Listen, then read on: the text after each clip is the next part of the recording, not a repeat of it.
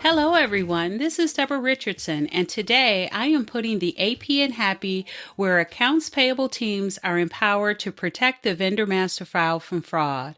This podcast will give a voice to accounts payable team members by talking about the growing reality of cyber attacks in their world and which vendor setup and vendor management techniques they can apply to protect the vendor master file from fraud. Need training? Visit the Vendor Process Training Center to enroll in your choice of weekly live and on-demand training sessions. Plus, get access to vendor setup form templates and reference tools that will help you and your team to reduce the potential for fraud, compliance fines, and just overall bad vendor data. So sign up for a free account to get access to free training sessions, vendor process FAQs, and a resource library with information you need to manage your vendor master file. Visit training.debrarrichardson.com today. The link will be in the show notes. Organizations like yours put processes in place when adding new vendors and changing existing vendor information in order to avoid fraud, regulatory fines, and just overall bad vendor data. But are they being followed? Keep listening.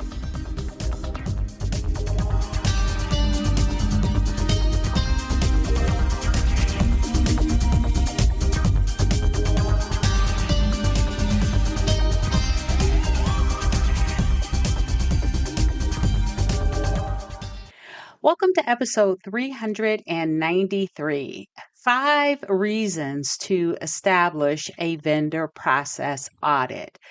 Now, before we start, I do want to tell you about a free webinar that I have coming up on July 29th, 2026, and it's called Ensuring Adherence, How to Audit Your Vendor Setup and Change Process. And so where on this podcast, I'm talking about 5 reasons why you need to establish a process audit. In that free webinar, I'm going to talk about how to establish that vendor process audit. So I'll put a link in the show notes.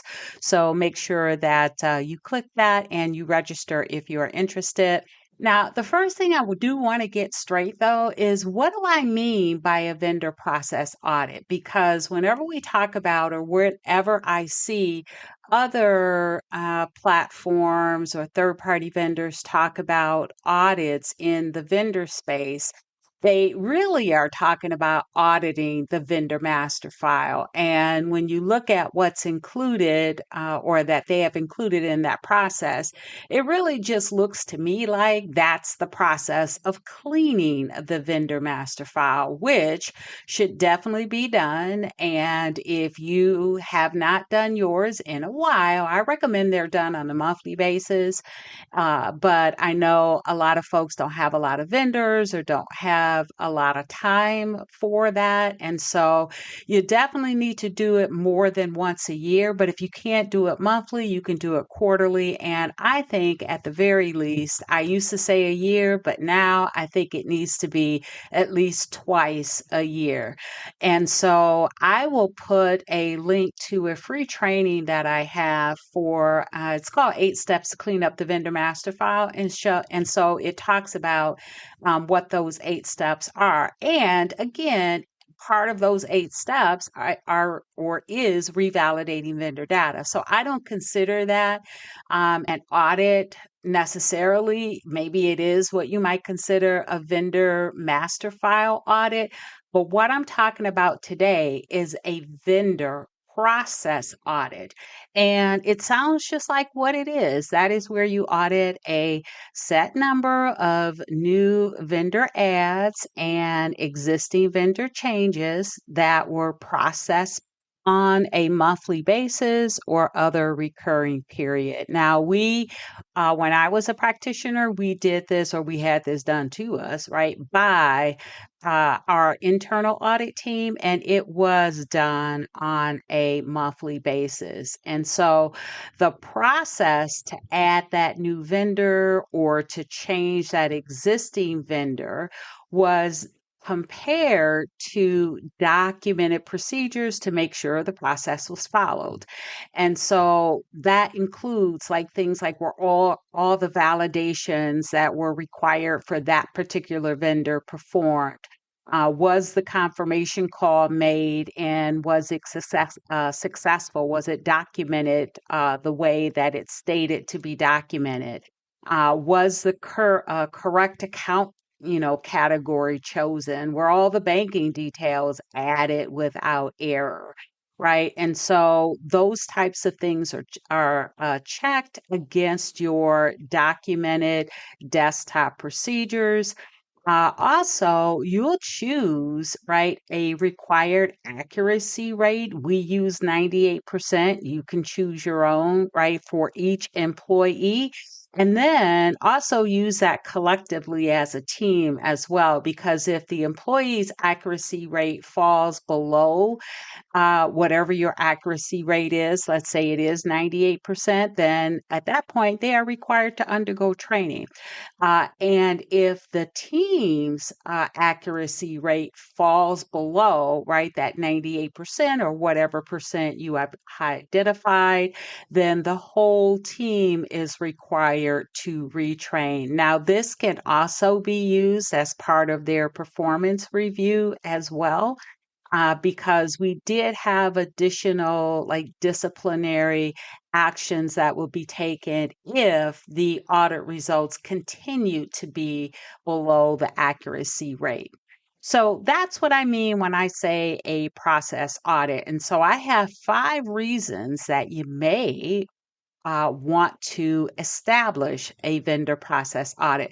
Because let me just say, before my last position as a practitioner, I've actually never had or never seen a vendor process audit being done.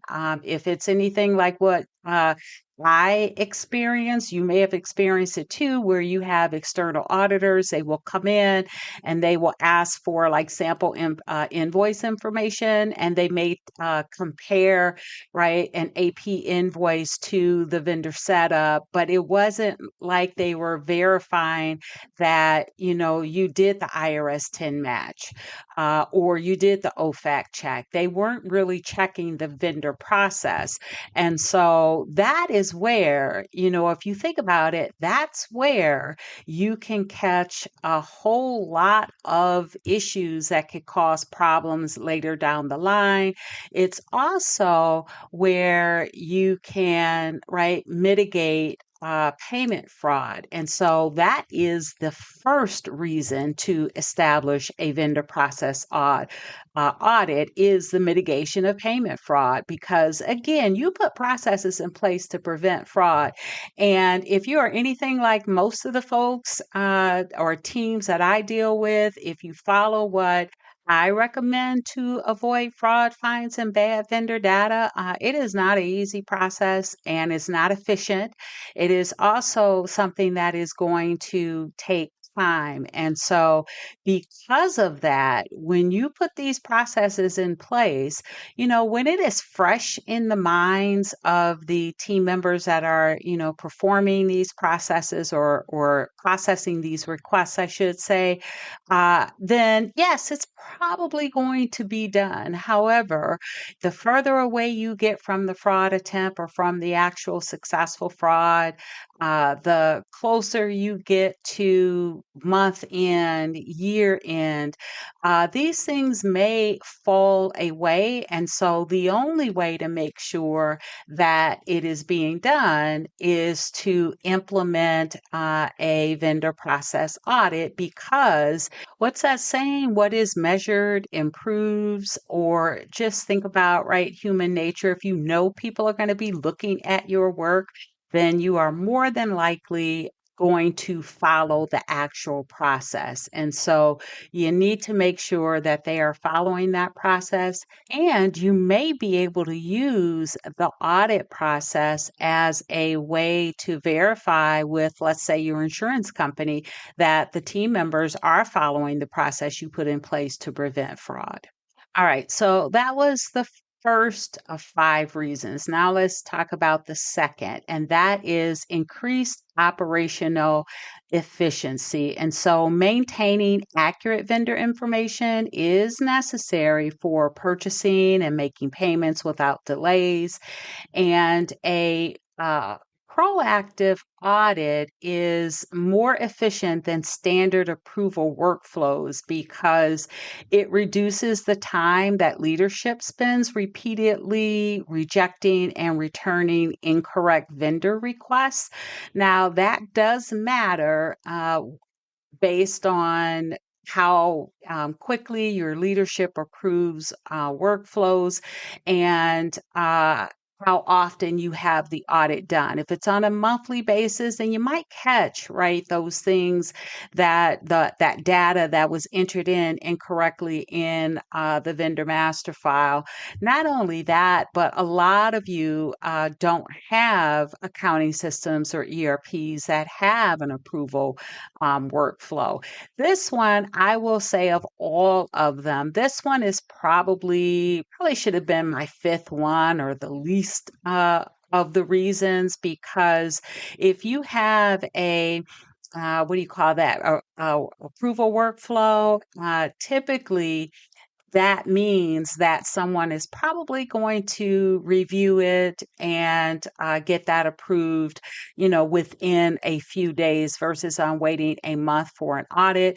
But the other thing I want to point out too is that sometimes with these approval workflows, they don't find, right, all of the errors or issues on the vendor master file, and it's not found until the audit process comes in. So it's it's not something that I would do an either or, like either you have approval workflows or you have an audit. If you already have approval workflows in place, just add the audit to it. All right. And then the third one, and I kind of alluded to this earlier, is compliance with regulatory and agency standards. And so organizations must meet specific standards set by external agencies or maybe even your insurance company that demand the evidence of the followed procedures. And so a great example here is at least at the time that this podcast episode is being published, I am thinking about the recent fraud monitoring rule from NACHA. And so, if you have a vendor process audit in place, that means that you can document that your team members are following the process that you have in place to detect whether that ACH you initiated in the pay file is fraudulent or not. So if you do have a fraudulent payment, then that audit process can prove to NACHA, if they come and audit you, that your organization has complied or did comply with the process that you had in place at the time. Now, it doesn't mean that it's going to, 100% of the time prevent fraud. It might prevent most fraud. It may not prevent all fraud, but at least you are following the process that you had in place at that time. Now, yes, you'll probably put more controls in place, but at the time, the process you had in place was followed. And that, at least my understanding, is NACHA's requirement at this time. Okay, so the fourth of the five reasons to establish a vendor process audit, I really like this one, and we did this too. It is enhanced training and accountability. So the audit really serves as a critical tool for onboarding new hires. Why? Because you can require 100% weekly audit weekly audit, by the way, until they consistently reach that 100% accuracy rate. And what this can do is it can save that typical process where you bring on a new employee and then have an existing employee, the trainer, sit with that employee as they go through all their vendor uh, requests that they are processing, new vendor adds, existing vendor changes, and then have that person check their work. Have that separate audit process where now the new team member has to make sure that they're reading the desktop procedures and not just asking the trainer, right? Because they happen to be there because it's easier than looking it up in the desktop procedures, right? Train them to make sure that they follow the desktop procedures, that they have it open because they know that that audit is coming at the end of the week. Now, you definitely don't want to put or give that new hire, right, any urgent vendor requests because you can't wait that long to verify that they were done correctly. But you can give them those requests that are not rushes, especially since, again, if you listen to any of my podcast episode, webinars, trainings where I have identified or recommended that your vendor setup and maintenance process go to at least 10 to 15 business days with all of the validations and requirements, especially for a vendor change, that weekly audit will fit right in. All right. And then the last one is number 5 is continuous process improvement. And this is something that you may not think about until you put that audit in place and you find out that, things that you put into place to be done really weren't being done. But it wasn't not being done because they were just, skipping steps. It's that it revealed that there were gaps in understanding the process, or some of the steps in the process really are no longer valid, or there's some issue with it. So let's take an example that we are probably all familiar with, and that is when you are trying to do the IRS 10 match to verify that the vendor's legal name plus tax ID, that combination matches IRS 10 records. You go to do the 10 match, and guess what? The system is down. And that happens more often than we want it to happen. And what you find is that when it goes down, what's supposed to happen is the request is supposed to be put on hold because you are supposed to verify that it matches. That is one way to avoid fraud. So you're not setting up fraudulent vendors in your vendor master file that just gave you any old 9-digit number, right? But maybe your employees don't all know why the IRS 10 match is being done. And what they figure is, well, it's down. We'll just come back to it whenever it's back up. But we'll go ahead and set this vendor up so they can get the PO out and, get the invoice posted and the payment can be made. Not realizing that that in itself, right, the IRS 10 match in itself is an internal control for fraud prevention. And so when that's down, right, it was not done. And so maybe they come back and do it, maybe they don't. But the audit process will find that even if they did go back and do it after the fact, that the date of the validation did not match the date that the vendor record was added or the existing vendor record was modified. And so now that is a perfect learning opportunity for that employee or those employees, because it would have, the IRS 10 match being down would have affected all employees that were processing requests at that time. And so it is a perfect opportunity to express the reason why the IRS 10 match is critical to be done at the time the vendor is added or the change is made.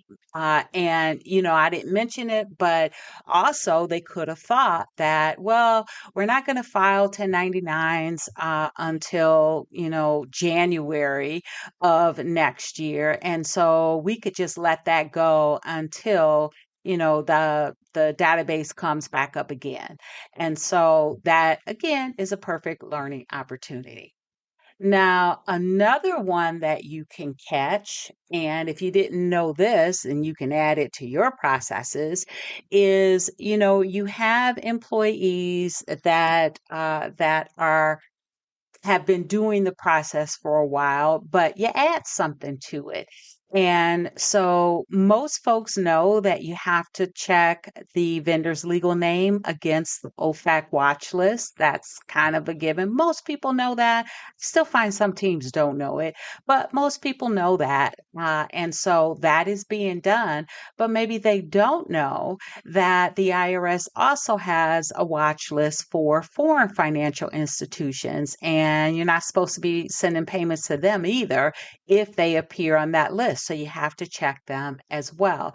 And so that is something that maybe a new employee comes in, and maybe that employee had the same job function at another company. And at that other company, you know what? They did enter in the foreign financial institution's name right after they did the OFAC check on the vendor's name. They erased that. And then, like clockwork, remote, right? Something that is reflex, they just deleted the vendor's name once they got the result and entered in the foreign financial institution's name and did that check as well. And so that's not going to be in your documented processes. And so audit will pull that out too. And now you know that you have to add the validation step or this validation step to your documented processes. And you might want to just ask that new employee what else, right, they are not doing or you guys are not doing that they did at their previous position. Now, it doesn't mean that every validation they did or that previous company did that you have to do. Everyone can be different, but something like OFAC, that definitely needs to be followed by everyone. All right. And so the last example I have is of a process step that your employees didn't tell you or team members didn't tell you that, you know what, you don't no longer need to do this. They just quit doing it, but it only showed up when an audit was done. And you know what, for this example, we'll just continue with the OFAC scenario. And so let's say the audit was done and no one did either of the OFAC checks, not for the vendor's legal name, not for the foreign financial institution.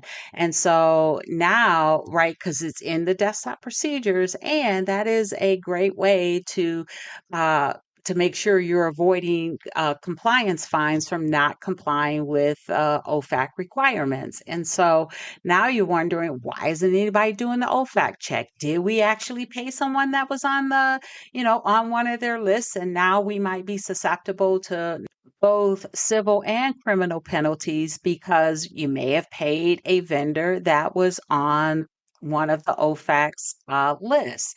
And so your employees didn't do it though, because they received the email from your new risk assessment or risk management department that said that they would pull that information from the accounting system or ERP, and they would perform the OFAC checks on a daily basis, not just of new vendor ads or existing vendor changes, but they would do it for all your existing vendors, for all the vendors that were active in your vendor master file. Now, that's actually really great.